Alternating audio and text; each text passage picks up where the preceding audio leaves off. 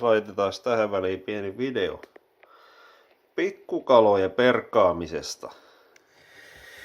Särki on siitä kiva kala, että lähtee suomut ihan paljain käsi pyyhkäsemällä. Se on oikeasti vaan pyyhkäisy ja vähän varmistaa ja vie kohdalta, että lähtee kans kaikki suomut.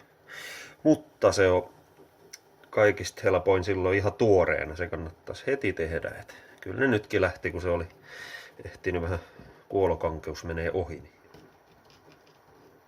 Perkaaminen sikäli turhaa, että pelkästään fileoidaan ja tollain, että jätetään tuo ohkainen mahapuoli rajataan pois.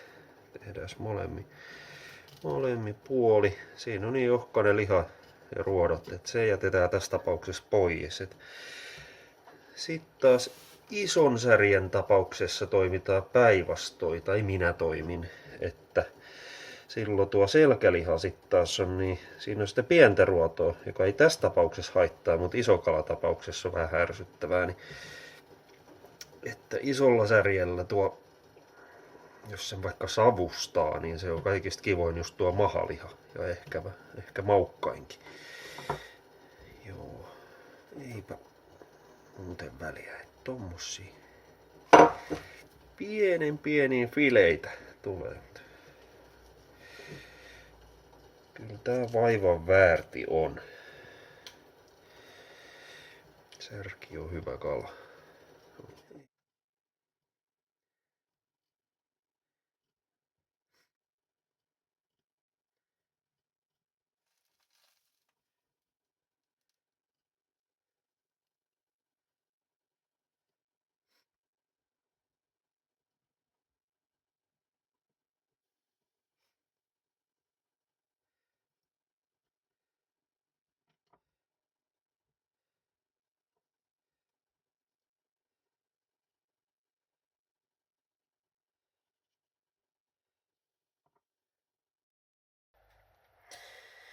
Joo, tämä sen sijaan tää pieni ahven on semmonen kaveri, että se kannattaa syödä kokonaisena.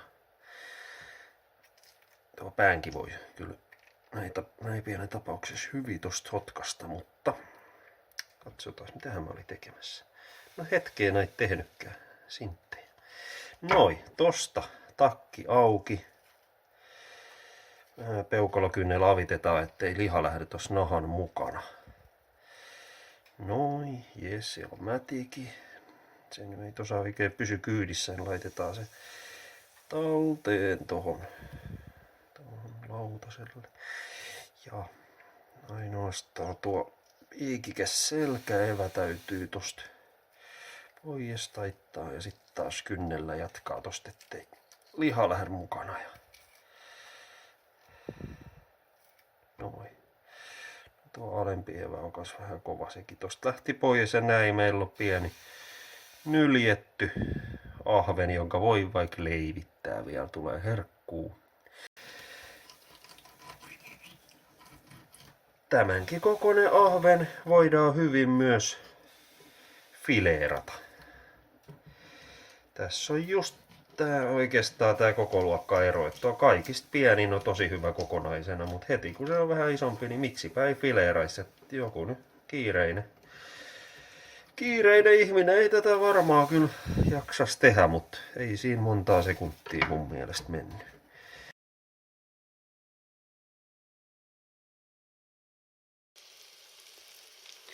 No niin, hiukkasen kerkes pannu jähtyy, mutta kyllä nuo vielä, kyllä ne siinä vielä tulee.